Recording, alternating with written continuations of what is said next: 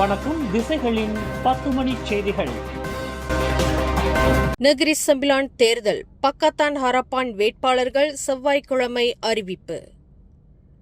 Negeri Sembilan மாநில தேர்தலுக்கான Pakatan Harapan கூட்டணி வேட்பாளர்கள் வரும் செவ்வாய்க்கிழமை அதிகாரப்பூர்வமாக அறிவிக்கப்பட உள்ளனர். இத்தகவலை அக்கூட்டணியின் மாநில தலைவர் டத்தோஸ்ரீ அமினுடின் ஹருன் தெரிவித்துள்ளார். கொலப்பிலாவில் நடைபெறும் சிறப்பு நிகழ்வு ஒன்றில் பக்கத்தான் ஹரப்பான் கூட்டணியின் தேசிய தலைவர் டத்தோஸ்ரீ அன்வார் இப்ராஹிம் இந்த அறிவிப்பை வெளியிடுவார் என்று எதிர்பார்க்கப்படுகிறது. இருப்பினும் தற்போதைய மந்திரி பசாரும் சிக்காமா தொகுதியின் 4 முறை சட்டமன்ற உறுப்பினருமான அமினுடின் ஹருன் தாம் இம்முறை எந்த தொகுதியில் போட்டியிடப் போகிறேன் என்பதை வெளிப்படுத்த மறுத்துவிட்டார். வரும் ஜூலை 14 வரை பொறுத்திருந்து பார்ப்போம் என்று அவர் சுருக்கமாக கூறினார். இந்த தேர்தலில் நெகிரி செம்பிலானின் மொத்தம் உள்ள 36 சட்டமன்ற தொகுதிகளிலும் பக்கத்தான் ஹரப்பான் கூட்டணி போட்டியிடுகிறது. இதில் PKR 16 இடங்களிலும், ஜாசைகா 11 இடங்களிலும், அமனா 9 இடங்களிலும் களம் இறங்குகின்றன. இவர்களின் கூட்டாட்சி நட்புறவு கூட்டணியான பரிசான் நேஷனலும் அனைத்து 36 தொகுதிகளிலும் போட்டியிட உள்ளது. இத்தேர்தலுக்கான வேட்புமனு தாக்கல் ஜூலை 18ஆம் தேதியும், முன்கூட்டியே வாக்குப்பதிவு ஜூலை 28ஆம் தேதியும், இறுதி வாக்குப்பதிவு ஆகஸ்ட் 1ஆம் தேதியும் நடைபெறவிருப்பது குறிப்பிடத்தக்கது. அரசியல் தலைவர்கள் இனம் மற்றும் மதம் சார்ந்த பிளவுபடுத்தும் விவாதங்களை கடந்து நவீன பாதுகாப்பு சவால்களில் கவனம் செலுத்த வேண்டும் என்று பிரதமர் டத்தோஸ்ரீ அன்வார் இப்ராஹிம் வலியுறுத்தியுள்ளார். தேசிய பாதுகாப்பு மாத கொண்டாட்டத்தில் உரையாற்றிய டத்தோஸ்ரீ அன்வார் தொழில்நுட்ப வளர்ச்சியால் ஏற்பட்டுள்ள புதிய அச்சுறுத்தல்கள் அவசர கவனம் பெற வேண்டும் என்று எச்சரித்தார். நாடாளுமன்றத்தில் கூட நாம் இன்னும் இனம், மதம் மற்றும் பிராந்திய உணர்வுகள் போன்ற பழைய பிரச்சினைகளையே விவாதித்துக் கொண்டிருக்கிறோம். ஆனால் நாட்டை அச்சுறுத்தும் முக்கிய பிரச்சினைகளுக்கு போதிய முக்கியத்துவம் தரப்படுவதில்லை என்று அவர் கவலை தெரிவித்தார். தீங்கு விளைவிக்கும் கொள்கைகளுக்கு எதிரான முதல் ஃபயர்வால் குடும்பங்களில் இருந்தே தொடங்க வேண்டும் என்றும், தேசிய பாதுகாப்பை உறுதி செய்வது ஒவ்வொரு மலேசியரின் கூட்டு பொறுப்பு என்றும் அவர் குறிப்பிட்டார். மேலும் எல்லை பாதுகாப்பு, டிஜிட்டல் பாதுகாப்பு மற்றும் செயற்கை நுண்ணறிவு உள்ளிட்ட நவீன சவால்களை எதிர்கொள்ள தாய்லாந்துடன் மலேசியா கூட்டு பாதுகாப்பை வலுப்படுத்தி வருவதாகவும் பிரதமர் தெரிவித்தார்.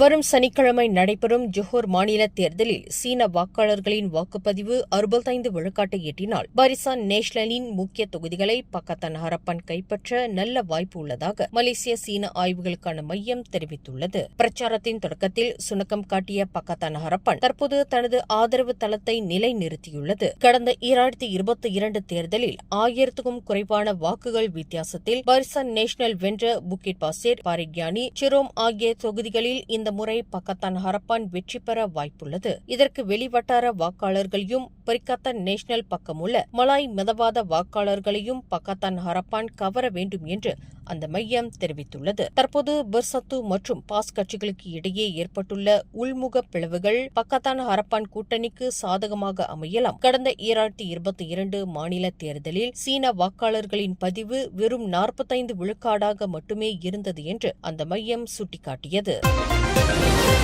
மத்திய வங்கியான பேங்க் நகாரா மலேசியா தனது அண்மைய நாணய கொள்கை கூட்டத்திற்கு பிறகு ஓவர்நைட் பாலிசி ரேட் எனப்படும் OPR வட்டி விகிதத்தை 2.75 விழுக்காடு என்ற அளவிலேயே தக்க வைத்துக் கொள்ள முடிவு செய்துள்ளது. கடந்த 2025ஆம் ஆண்டு ஜூலையில் உலகளாவிய பொருளாதார சவால்களிலிருந்து உள்நாட்டு வளர்ச்சியை பாதுகாக்கும் நோக்கில் இந்த வட்டி விகிதம் 3 விழுக்காட்டிலிருந்து 2.75 விழுக்காடாக குறைக்கப்பட்டது. தற்போதைய பொருளாதார சூழலில் இந்த 2.75 விழுக்காடு வட்டி விகிதமே நிலையான பொருளாதார வளர்ச்சிக்கும் விலைவாசி தன்மைக்கும் பொருத்தமானது என்று மத்திய வங்கி தெரிவித்துள்ளது. வலுவான உள்நாட்டு தேவை மற்றும் சிறப்பான ஏற்றுமதி காரணமாக மலேசியாவின் பொருளாதார வளர்ச்சி நெகிழ்ச்சியுடன் உள்ளது. மேலும் ஜனவரி முதல் மே வரையிலான காலகட்டத்தில் நாட்டின் பணவீக்கம் சராசரியாக 1.7 விழுக்காடாக கட்டுக்குள் உள்ளதாகவும், மத்திய கிழக்கு நாடுகளின் பதற்றத்தால் ஏற்படும் பாதிப்புகள் குறைவாகவே இருக்கும் என்றும் மத்திய வங்கி குறிப்பிட்டுள்ளது.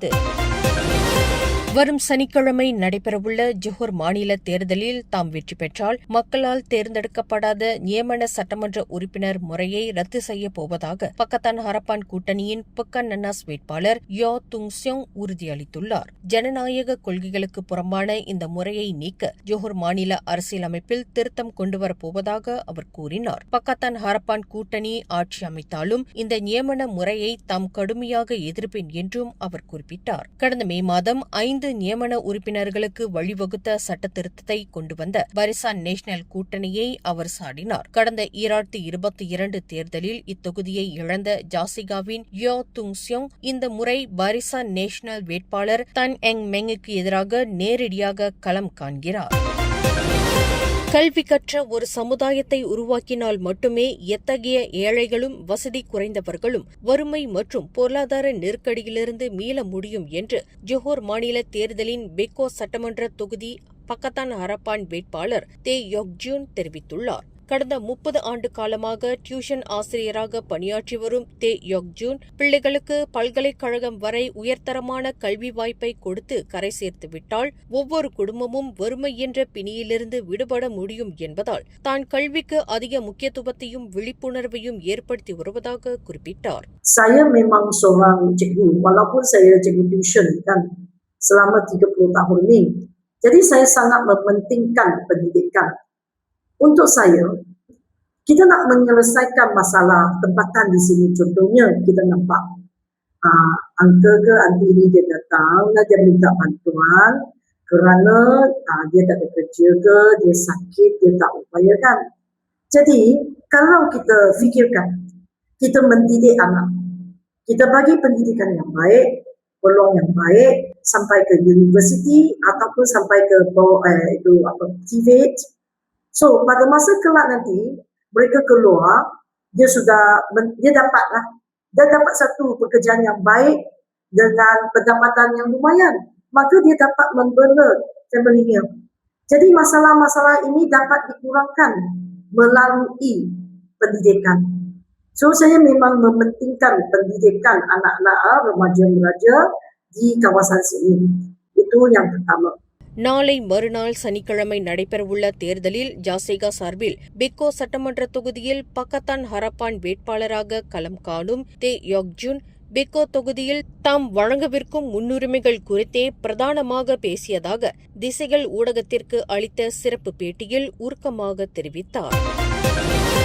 ஜோஹர் மாநில தேர்தல் நெருங்கி வரும் வேளையில் நாடு இன்னும் பழைய இனவாத மற்றும் பிராந்திய கருத்துகளுக்குள் சிக்கியிருப்பது கவலையளிப்பதாக பிரதமர் டத்தோஸ்ரீ அன்வார் இப்ராஹிம் எச்சரித்துள்ளார். புத்ராஜயாவில் நடைபெற்ற தேசிய பாதுகாப்பு மாத தொடக்க விழாவில் பேசிய அவர் எந்தவொரு குறிப்பிட்ட கட்சியின் பெயரையும் குறிப்பிடாமல் ஜோஹரில் தற்போது எழுப்பப்பட்டு வரும் மாவட்ட மற்றும் மாநில உணர்வுகள் சார்ந்த பழைய விவாதங்கள் தேசத்தின் பாதுகாப்பிற்கு அச்சுறுத்தலாக அமைந்துள்ளன என்று குறிப்பிட்டார். தொழில்நுட்பம் மற்றும் உலகளாவிய பாதுகாப்பு சவால்கள் வேகமாக மாறிவரும் வேளையில் நாம் இன்னும் பழைய அணுகுமுறைகளிலேயே மூழ்கியிருக்கக்கூடாது என்றும் இத்தகைய பொது கருத்துக்கள் தானாக மாறும் வரை தலைவர்கள் காத்திருக்கக்கூடாது என்றும் அவர் வலியுறுத்தினார். இத்தேர்தலில் கூட்டாட்சி அரசியல் பங்காளிகளாக இருக்கும் பக்கத்தான் ஹரப்பான் மற்றும் பரிசான் நேஷனல் ஆகிய கூட்டணிகள் அனைத்து 56 இடங்களிலும் நேரடியாக களம் காண்கின்றன. வரும் சனிக்கிழமை இறுதி வாக்குப்பதிவு நடைபெறவுள்ளது.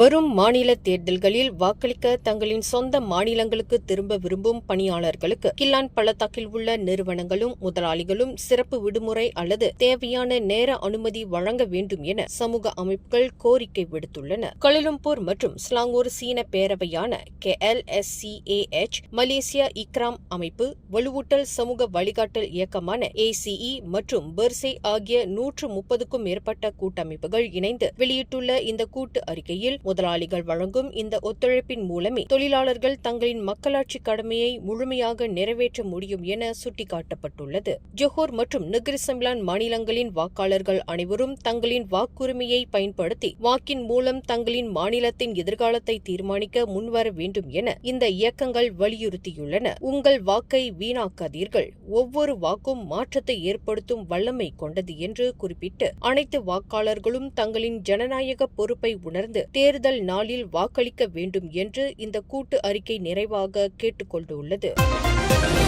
ஜோஹரில் நடைபெறவிருக்கும் மாநில தேர்தலில் பிரதமர் டத்தோஸ்ரீ அன்வார் இப்ராஹிம் தலைமையிலான கட்சி வெற்றி பெற தாய்லாந்து பிரதமர் அனுதீன் சான்விராகுல் தனது வாழ்த்துக்களை தெரிவித்துள்ளார். மலேசியாவிற்கு 2 நாள் அதிகாரப்பூர்வ பயணம் மேற்கொண்டுள்ள அவர் இரு நாட்டு பிரதமர்களின் கூட்டு செய்தியாளர் சந்திப்பின் நிறைவில் பக்கத்தான் ஹரப்பான் தலைவரான அன்வாருக்கு இந்த நல்வாழ்த்துக்களை கூறினார். அனுதீன் உடனான சந்திப்பு மிகவும் சுமூகமாகவும் பயனுள்ளதாகவும் அமைந்ததாக விவரித்த டத்தோஸ்ரீ அன்வார் தாய்லாந்து மலேசியாவின் மிக முக்கியமான நட்பு நாடு என்றும் குறிப்பிட்டார்.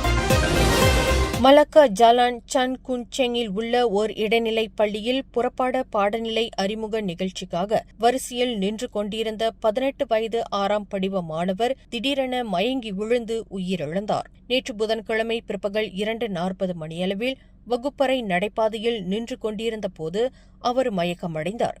உடனடியாக மலக்கா மருத்துவமனைக்கு கொண்டு செல்லப்பட்ட அவருக்கு சுமார் 68 நிமிடங்களுக்கும் மேலாக அவசர சிகிச்சை அளிக்கப்பட்ட போதிலும் அன்றைய தினம் இரவு 7:11 மணிக்கு அவர் இறந்துவிட்டதாக மருத்துவர்கள் அறிவித்தனர். இச்சம்பவம் குறித்து மலக்கத்தங்கா போலீஸ் துணைத் தலைவர் ஹலீம் அப்பாஸ் கூறுகையில், அம்மாணவருக்கு எவ்வித மருத்துவ பின்னணியும் இல்லை என்றும் அவர் விளையாட்டுத் துறையில் சுறுசுறுப்பாக இருந்தவர் என்றும் அவரது தாயார் கூறியதாக தெரிவித்தார். நேற்று நடத்தப்பட்ட பிரேத பரிசோதனையில் பிறப்பிலிருந்தே இதய குறைபாடே அவரது மரணத்திற்கு காரணம் என்பது உறுதி செய்யப்பட்டுள்ளது. இச்சம்பவத்தில் எவ்வித குற்ற பின்னணியும் இல்லை என போலீசார் வகைப்படுத்தியுள்ளனர். கேங் டோப்லோ அம்பாட் ஹங் என்ற ரகசிய கும்பலின் மூத்த உறுப்பினரான சரவாக் கூச்செங்கை சேர்ந்த 40 வயது நபர் சட்டவிரோதமாக துப்பாக்கி மற்றும் தோட்டாக்கள் வைத்திருந்ததாக தொடரப்பட்ட 7 குற்றச்சாட்டுகளை மறுத்து விசாரணை கோரியுள்ளார். அங்கீகரிக்கப்பட்ட உரிமமின்றி ஸ்டோகர் ரக தானியங்கி துப்பாக்கியை வைத்திருந்ததாக கூச்செங் செஷன்ஸ் நீதிமன்றத்தில் அவர் மீது குற்றம் சாட்டப்பட்டது. இதற்கு அதிகபட்சமாக 14 ஆண்டுகள் சிறை மற்றும் 6 பிரம்படிகள் விதிக்கப்படலாம். நீதிபதி முஷிதா அப்துல் ஹலீம் அவருக்கு பிணை வழங்க மறுத்து வழக்கின் அடுத்த கட்ட விசாரணையை ஆகஸ்ட் 6ஆம் தேதிக்கு ஒத்திவைத்தார். முறையான அனுமதியின்றி 120 தோட்டாக்களை வைத்திருந்ததாக மஜிஸ்ட்ரேட் நீதிமன்றத்தில் அவர் மீது மேலும் 6 குற்றச்சாட்டுகள் சுமத்தப்பட்டன. கொலலங்கட் பந்திங்கில் உள்ள ஒரு தேசிய உயர்நிலை பள்ளியில் சக மாணவியை கத்தியால் குத்தியதாக நம்பப்படும் 15 வயது சக மாணவருக்கு எதிராக நாளை காலை 8 மணிக்கு தெலுக் டத்தோ நீதிமன்ற வளாகத்தில் குற்றம் சாட்டப்பட உள்ளது. கடந்த திங்கட்கிழமை பள்ளி இடைவெளியின் போது நிகழ்ந்த இச்சம்பவத்தில் குற்றம் சாட்டப்படும் மாணவர் ஆட்டிசம் குறைபாடுடையவர் என்பதும் மன அழுத்தம் காரணமாக கடந்த 8 மாதங்களாக பள்ளிக்கு வராமல் வீட்டிலிருந்தே கல்வி கற்று வந்தவர் என்பதும் போலீஸ் விசாரணையில் தெரியவந்துள்ளது. ஆன்லைன் வாயிலாக வாங்கிய கத்தியை பையில் மறைத்து எடுத்து வந்து சக 3ஆம் படிவ மாணவியை அவர் சரமாரியாக குத்தியுள்ளார். இதில் பாதிக்கப்பட்ட மாணவியின் நுரையீரல் பாதிக்கப்பட்டு 16 தையல்களுடன் தற்போது பந்திங் மருத்துவமனையில் சீரான நிலையில் சிகிச்சை பெற்று வருகிறார். இச்சம்பவத்தை கொலை முயற்சி என வகைப்படுத்தி போலீசார் விசாரித்து வருகின்றனர். பினாங்கில் திரவ ஷாபு போதைப்பொருள் தயாரிப்பு மற்றும் விநியோக கும்பலை முறியடித்துள்ள போலீசார் 40 வயது மதிக்கத்தக்க நபர் ஒருவரை கைது செய்து 4,50,000 ரிங்கேட்டிற்கும் அதிக மதிப்புள்ள போதைப் பொருட்களை பறிமுதல் செய்துள்ளனர். கடந்த ஜூலை 6ஆம் தேதி இரவு 9 மணியளவில் நிபோங் தபால் பகுதியில் பினாங்கு போதைப்பொருள் குற்ற புலனாய்வு துறையினர் நடத்திய அதிரடி சோதனையில் இப்போதைப் பொருள் கைப்பற்றப்பட்டது. இச்சோதனையில் சுமார் 9 கிலோகிராம் எடையுள்ள திரவ ஷாபு பறிமுதல் செய்யப்பட்டதாக பினாங்கு போலீஸ் தலைவர் டத்தோ டெனிஸ் லிம் தெரிவித்தார். இக்கும்பல் கடந்த மே மாதம் முதல் இப்பகுதியில் போதைப்பொருள் விநியோகத்தில் ஈடுபட்டு வந்துள்ளது.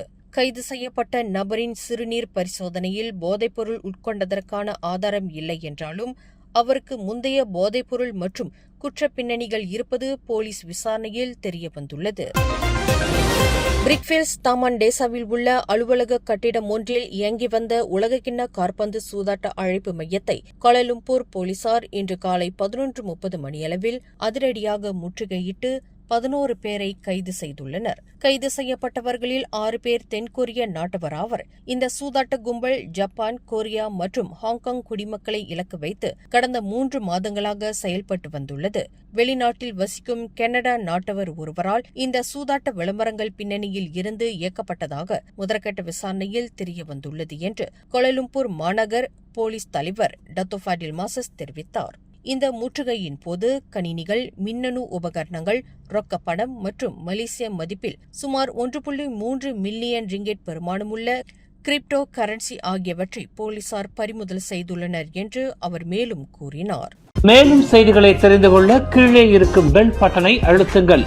உங்கள் மகிழ்ச்சியை வெளிப்படுத்த லைக் மற்றும் ஷேர் செய்யுங்கள். தொடர்ந்து திசைகளோடு இணைந்திருக்க சப்ஸ்கிரைப் செய்யுங்கள்.